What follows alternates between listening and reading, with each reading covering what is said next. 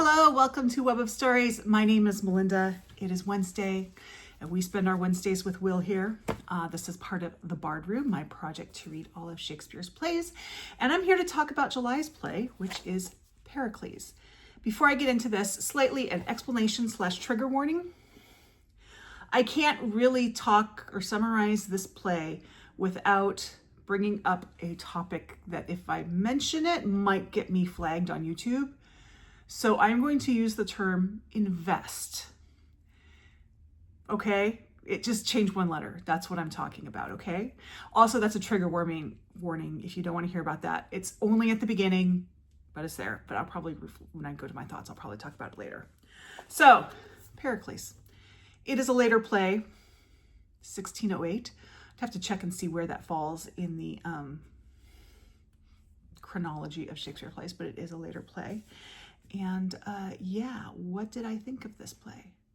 Well, this is what I thought of it. That's what I thought of this play. Okay, I had to actually go get the play again because I need to look at the cast list. But yes, I did throw this against the wall. So if you saw my sort of like draw video when I drew this, you knew that this was going to be a kind of wild ride. And it is. And it's something. So I'm going to summarize it. Again, remember what I said at the beginning. We start with, and there's a lot of things in here that kind of remind me of other Shakespeare plays. So we start with, it begins with, well, first of all, there is something interesting in this, in that they have a chorus named Gower, who comes in and kind of gives these sort of chorus, like what's going on. And sometimes during these they have, I want to make sure I get the term right. I think it's dumb show. That's what it's called, dumb show, which basically is a pantomime of action that's going on while he's saying this. So right there, this is really a play that probably needs to be seen and not read. Whatever. But it starts with this prince, Pericles, who goes to Antioch to try to win the hand of the daughter of the king of Antioch. And to do so, he has to solve a riddle.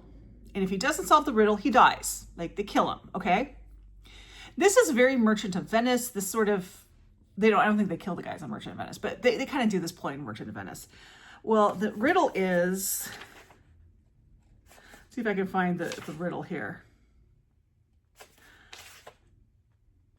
I am no viper, yet I feel on mother's flesh which did me breed. I sought a husband in which labor. I found that kindness in a father. He's a father, son, and husband mild. I mother, wife, and yet his child. How they may be, and yet in two, as you will live, resolve it you. Well, Pericles actually figures out that they're talking about investing. The father and the daughter, the king of Antioch and his daughter, have sort of an investing relationship. So no one's ever solved this riddle before. So he doesn't get killed for solving the riddle, right? But now that the riddle's out there, like now he knows he's in trouble. So he goes back to his, where is he from? Pericles is from somewhere. I gotta look this up. I mean, I don't even remember. It's not that important. He goes to, is he Troy? Pericles, Tyre, excuse me. And then he realizes he's going to be chased after Antiochus, who is the king of Antioch, and so he runs off. He goes hiding. There's also talk in this first chapter that really sounds like cannibalism. Again, we are in the first act of this play, and we already have investing and possibly cannibalism. I did look this up, and what I've read online, you know, people don't think it's literal cannibalism, but cannibalism to kind of show moral rot. Okay, whatever, but still, that's a lot for one act. So anyway, he runs off and he goes to, where does it that he goes? Oh, he goes to Pentapolis is where he ends up, where he meets Thaisa, who is the princess. He and the princess fall in love and they get married, whatever. And then he hears that he has to go back to Tyre because now he's king. So Thaisa is pregnant at this time. And she travels back with him and she gives birth and dies. on the boat over. And the crew on the boat says, we cannot have a dead body on this boat. They're very superstitious. So they put her into a chest, coffin, and throw her overboard, which in itself is not weird. That's very typical of probably what would have been done even in early 17th century. But chests sink. And this chest floats for a while, and it ends up, where does it end up? It ends up somewhere else. Doesn't matter where. Oh, Ephesus. It ends up in Ephesus. And when they open it in Ephesus, they say, oh, there's a dead body and she's been dead about 5 hours, but let's bring her back to life. Like, cause okay. So they bring this woman back to life. She remembers who she is, okay? And Pericles is the king of Tyre. And she's the princess of somewhere else. So they all know these people. I don't know why they don't just like send a message to Pericles and say, hey, your wife's alive. But no, instead they send her to the temple of Diana. And let's forget about this. Well, now Pericles on his ship is stuck with this baby. So he takes the baby to Tarsus. There's a lot of biblical names in here. So you have Tarsus and Ephesus and to see the governor Cleon and his wife Dionysa. And he leaves the baby and her nurse. What's the nurse's name? Lacordia. The baby's name is Marina because she's born on sea. They leave her there to be raised because he can't raise her because he's being king of Tyre. You know, let's leave this baby somewhere. And but he'll come back for her at some point. Okay, skip ahead. And Marina has grown up into a beautiful young woman, and Dionysa is very jealous, both for herself and her daughter. And this is very Snow Whitey at this point. So she decides that she's going to get this guy to kill Marina. And then they're going to say it's a big accident, and then her daughter can be the most beautiful.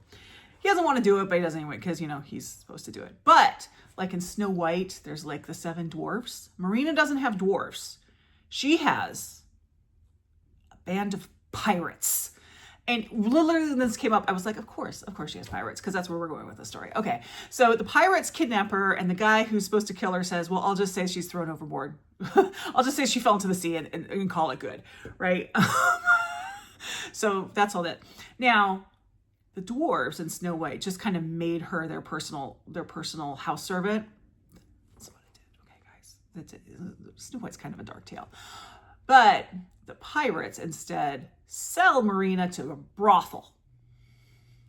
And I will say that the people who run the brothel are probably the most entertaining people in the story. They're not that funny. They're just more entertaining than anyone else. And so Marina is like, oh no, I'm a maid. You can't do this. And they're like, oh, think how much money we can get off her. Well, so they go out and they advertise that they have this virgin. She pay a lot of money. Whoever pays the most can have her. Well, they bring these people back, and she, I guess, talks them out of doing the deed with her. I don't know. So and they're like really mad because they're losing money on her. And so finally they go and they get who is this guy again? Is he the governor? Yes, the governor of Mytilene. That's where they sold her to, is Mytilene. And says, he says, hey, you want to come get this deal? So Lysimachus, we're going to call him Lysimachus, I think that's how you say it, goes there, same deal, he's going to pay a lot of money to get this. But then she talks him out of it because apparently she can do this. Like, on what planet? I'm sorry, I'm putting myself into 17th century mindset, and I don't get this. Like, sure, 21st century, we can kind of like, oh, maybe she's got, you know, whatever. No, 17th century mindset would not have bought this. So, whatever. Not only does she talk Lysimachus out of doing the deed with her, but he gives her money so that she can, you know, set herself up. So, what's the guy's name? Pander, or is it Bolt? One of them. They decide, we're done with this. She's not going to do this. We're just going to do the deed ourselves and get it over with and just make money off her. But then she talks them out of it too.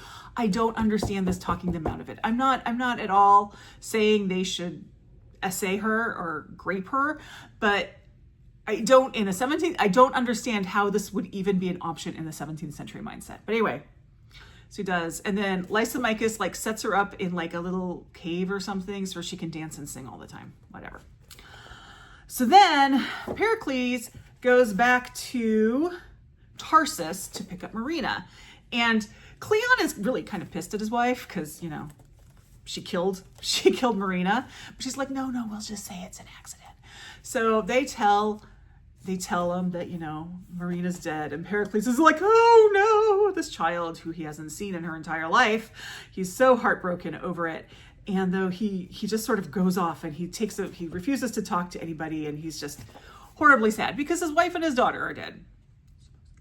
Okay. And then we go to Act 5, and Pericles lands in Ephesus, and he's not talking to anybody.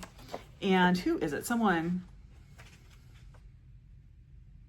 his friend Helicanus, you know, kind of teams up with Lysimachus and says, look, he's really heartbroken. He's not talking. And Lysimachus is like, I know what I can do. There's this like little girl, this young woman who's so enchanting that no one would take her maidenhead. Let's get her over to talk to him. So it brings Marina over. Marina's never seen this guy, right? He's never seen Pericles because he left her as a baby. And they start talking, and then they realize they're father and daughter. Yay! And then, if we weren't off the rails yet, Diana descends from the heavens and says, hey, you should go to my temple. So he goes to his temple, and there's his wife, and they live happily ever after. And what happens to Cleon and Dionysa? They burn to death in their palace. That's the whole play. I'm like, what was this I just read? I'm not going to throw it against the wall again because my kids are going to start wondering why I'm throwing books against the wall.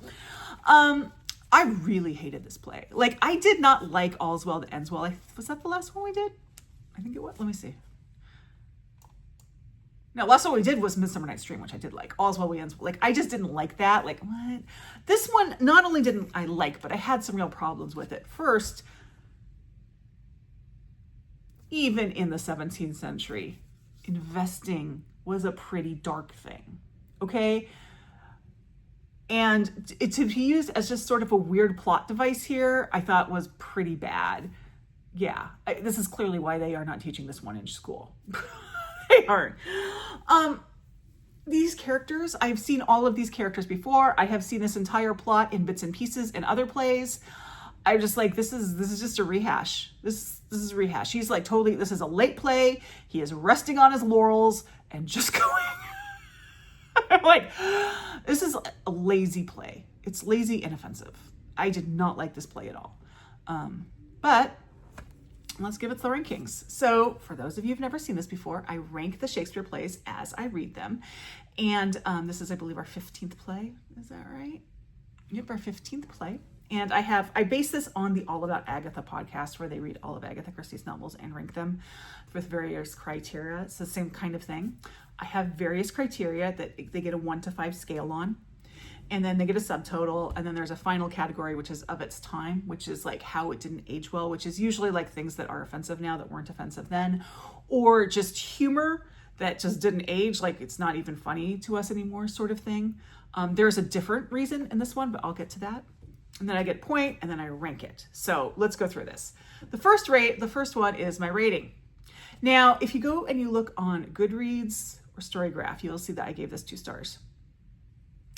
And 2 stars is I wish I hadn't, is I won't recommend it. And 1 star is I wish I had DNF'd. I don't want to go I wish I had DNF'd because I would always wonder about this play, and I want to have read all his plays. So here I gave it a 1.5, which is the lowest I have given anything. The next is its reputation. I gave this a 1. This is not a play people think about Shakespeare. If you had to, people do not think of Pericles as a major Shakespeare play at all. If you're wondering, there are, I think, four plays that will get 5 stars here. We've only done 1 of them. Hamlet, Macbeth, Romeo and Juliet, and A Midsummer Night's Dream. Because everybody knows those plays. Even if they haven't read it, they know those are Shakespeare plays. We've only done A Midsummer Night's Dream so far. Okay, stickiness is how will I remember this? How will it stick with me? And I did give this one a 3 because I've seen this entire plot elsewhere. So of course I'm going to remember this plot because it's just so typical. In a way, it's also not typical. And I might be overly generous with stickiness. I admit that. But in December of every year, I reevaluate my ratings and I might change that rating down. But right now I'm giving it a 3. Characters. 1.5.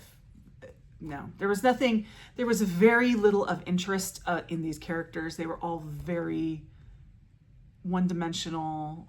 There wasn't really anything there. I gave it the 0.5 was just for like the people in the brothel who were somewhat interesting. And they weren't even that interesting. They were just like the most realistic characters. Otherwise it would be a 1. Poetry. This is not a super poetic play, with the exception of Gower, who's the chorus. This is all, none of it's kind of rhymey or poetic, or there are not lines in here that you'll remember or anything like that. I did give it a 2 because the chorus parts are actually quite nice and they are written in verse. Side note, I listened to the Archangel production when I did this, and it must be kind of old because Gower is read by Sir John Gielgud in those. Just FYI. So I gave it a 2. And then would I see this? So a 5 is I will travel to see this. A 1 is you couldn't pay me to see this. I ended up giving this one a 2, which is if I had purchased season tickets to something and this happened to be one of the plays in that season ticket package, I would go see it because I had tickets for something else and that was just part of it. That's kind of where I am with this. Like, I wouldn't refuse to see it if I had, say, Portland Center Stage tickets because they have a bunch of other great shows and this is their Shakespeare play. I wouldn't refuse to see it, but I have no desire really to see it on its own. This gives me a subtitle of 11 points. Now we go over to the of its time. So it's kind of torn on here because there are things here that are offensive, like investing.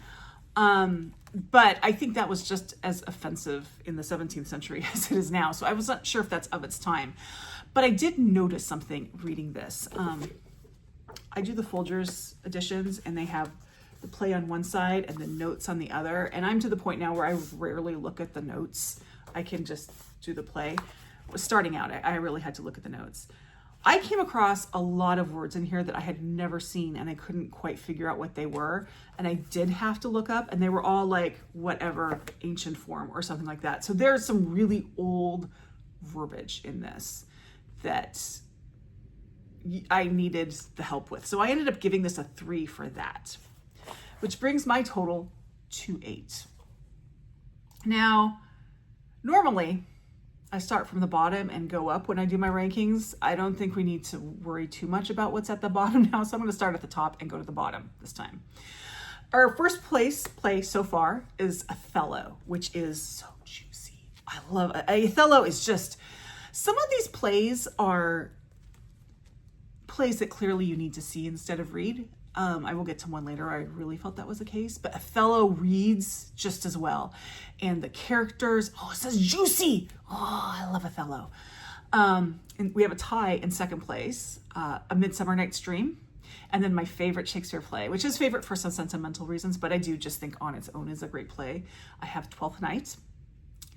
In fourth place, I hope I have my numbering right here. In fourth place, we have The Tempest, which is my husband's favorite play. The only reason why it's probably at fourth place, which is still pretty high, is because there tends to be a lot of drunk jokes and I prefer sex jokes because I'm that person, I guess. We have a tie for fifth place. It's kind of a weird tie now that I look at it, but we have Henry IV Part 1, which is the only history we have done so far. And The Merchant of Venice, which really took a hit in that of its time category because of the anti-Semitism, even though in the 16th or 17th century, whenever this one came out, probably was very non-anti-Semitic, but it's the way it aged, you still have to deal, there is anti-Semitism in it. Seventh place is Much Ado About Nothing, which is a lot of people's favorite plays. And I think if you go on like Goodreads or Storygraph, I think this is the highest rated Shakespeare play. The reason it's at seventh place for me is there's really kind of two storylines going in it. There's Benedict and Beatrice and Hero and Claudia. Is that right? Hero and Claudia? Hero and someone. I can't remember his names. Doesn't matter. Benedict and Beatrice, fantastic. Chef's kiss. The other storyline I hated. So, you know, it's at seventh place on the strength of Benedict and Beatrice. In eighth place, I have Coriolanus, which is actually a very difficult play. It's very political. I did see a live production of this, which is why I read it when I did. It's an interesting play to watch in our current time. But it's definitely one, if you are going to see Coriolanus, read the play first and read, because it is a hard play to just follow without any kind of context. If you're looking for production of it to see, the Stratford Festival, and you can see these on Broadway HD, has a really excellent production of it that's set kind of in the current day. And they did a really good job with it. Number 9 is the one that I call the Shakespeare sitcom, which is The Merry Wives of Windsor. It's very funny, but it's pretty light. It was written kind of on the fly because Elizabeth I wanted a play that's centered around Falstaff, and so Shakespeare wrote her one, and that's The Merry Wives of Windsor. It's all sex jokes. It's funny. It's pretty light. And then we have Cymbeline. So I kind of, in some ways, put Cymbeline with Pericles because they're both hot messes. But Cymbeline is at least a fun hot mess. We do have a god descending from the heavens, even more spectacularly in Cymbeline than we do here. It's the same sort of thing. It's like kind of throwing stuff at the wall, but it just seems to be a little more, it seems to be more entertaining in Cymbeline than it is in Pericles. And then in 11th place, we have Antony and Cleopatra. And this is the play that I referred to above when I was talking about Othello. This play doesn't especially read well, but I think that it probably is a good production to see. Cleopatra is not, you need to have someone who can really perform Cleopatra because she's not written especially well. That was my biggest problem with this play, is Cleopatra, who I expect to be this really formidable character, is not. So you need an actress who can make her formidable. So this is one I think you really need to see. Followed by the next one, but for different reasons, and that's Love's Labour's Lost in 12th place. This is one where it's a comedy, and I think a lot of the humor just didn't carry forward to the 21st century. It's not even funny to us. It doesn't even come in our realm of sense of humor. I think if you see a good production of it with strong actors and a good director and people who can put a lot of like physical humor or something more into that, they can bring a lot of that to life. But on the page, it's kind of like, meh, you know,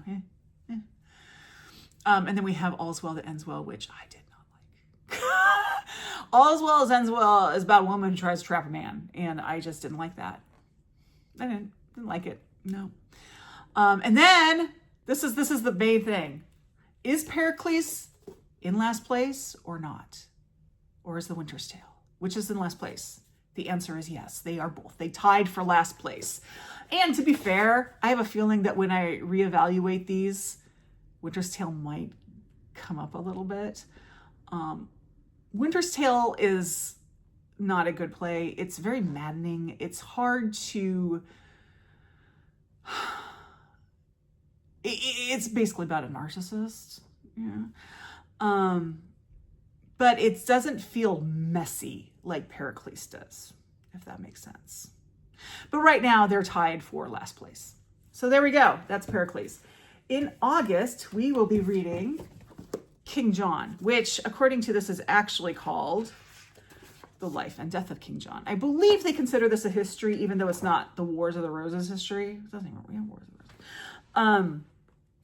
This is set clearly much earlier than that. It is not a well-known play. I believe it is one of his latest plays. I don't know if I can look that up quickly. I don't know. I can't look it up quickly. But it is one of his later plays. It is not a well-known play. When I actually posted in my Discord that this was our August play, or actually when a video went up, there were comments that they'd never even heard of this play, so it's going to get 1 in the reputation. But it can't be as bad as Pericles. So this is our August play. There is a Shakespeare version, a Folger's Shakespeare Library version of it, which, again, I recommend these versions just because I think they're easy to read, and I like having the notes on like the other page. I will be listening to the Archangel as I read this. I have done that for, I think, everything except for The Winter's Tale and A Midsummer Night's Dream. I didn't need to do it for A Midsummer Night's Dream because I've read it so many times. But anyway, there you go.